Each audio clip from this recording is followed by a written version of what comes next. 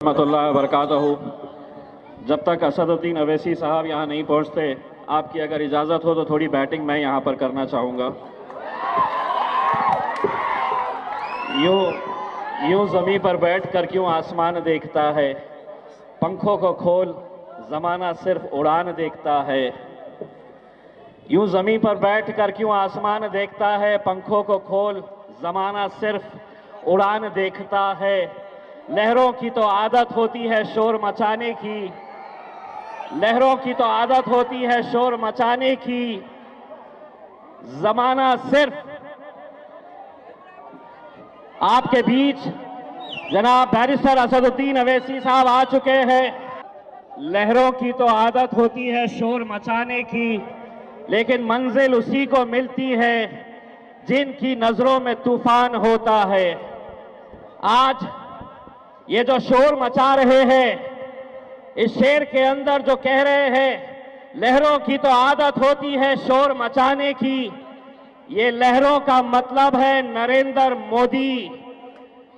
और जिनकी आंखों के अंदर हम तूफान देख रहे हैं, वो तूफान का नाम है बैरिस्टर असदुद्दीन अवैसी।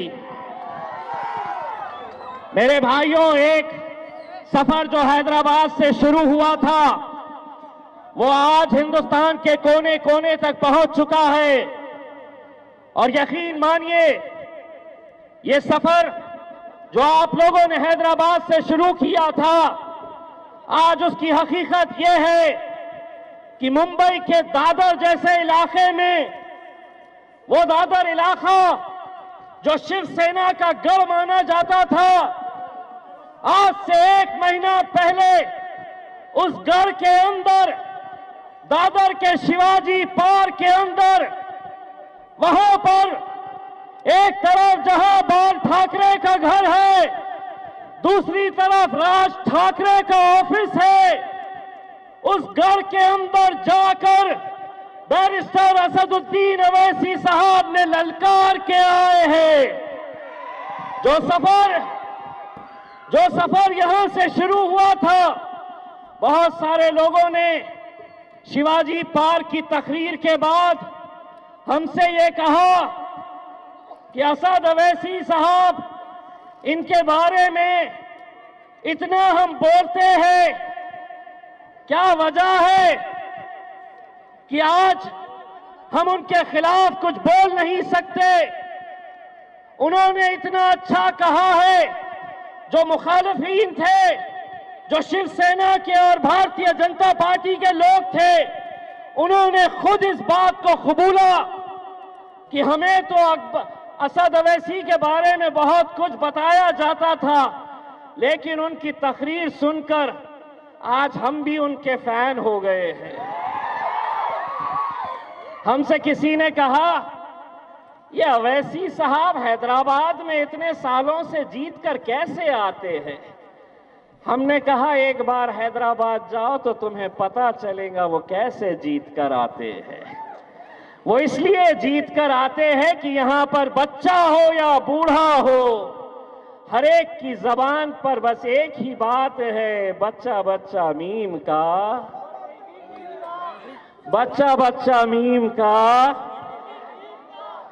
अब उसी टीम के हम भी एक छोटे से सिपाही हैं, और हम आपको ये कहना चाहते हैं कि असद साहब का इस इलेक्शन के अंदर जीतना और हारना मायने नहीं रखता है। मायने अगर कुछ रखता है तो हिंदुस्तान के अंदर जितने भी पार्लियामानी सीट है, आप लोगों को यह साबित करके देना है कि यही वो हैदराबाद शहर है, सबसे ज्यादा लीड से अगर कोई उम्मीदवार पार्लियामेंट के अंदर चुनकर जाने वाला है, तो उस कैंडिडेट का नाम है बैरिस्टर असदुद्दीन अवैसी। और आप लोगों की जिम्मेदारी है कि ज्यादा से ज्यादा लीड से उन्हें चुनकर भेजना है। मेरे भाइयों, मैं सिर्फ आप लोगों को इतना कहना चाहता हूं कि 11 तारीख के दिन आप लोग जब वोट डालने के लिए जाएंगे, तो आप लोगों को यह ख्याल करना होगा कि सिर्फ हैदराबाद की आवाम नहीं, बैरिस्टर असदुद्दीन अवैसी साहब इस मुल्क के मुसलमानों की, दलितों की, पिछड़ों की आवाज ही नहीं है, वो हमारी नाक है। वो ऐसी शख्स है जिन्होंने पूरे मुल्क के मुसलमानों को सीना चौड़ा करके और सर ऊंचा करके चलना सिखाया है। मेरे भाइयों, हम सिर्फ यही इल्तिजा करने के लिए आए हैं कि असद अवैसी साहब स्टेज पर आने के बाद कोई और बोलना एक बिल्कुल बेवकूफ़ी की बात होती है। दोबारा फिर आएंगे आपसे बात करने के लिए। अब सिर्फ आप लोगों की, हम सब की, हम महाराष्ट्र के अंदर रहकर हम सिर्फ दुआएं मांगेंगे, लेकिन जमीन पर आपको काम करना है। इस गफलत में मत रहिए कि मेरा वोट अगर नहीं गया तो क्या होगा।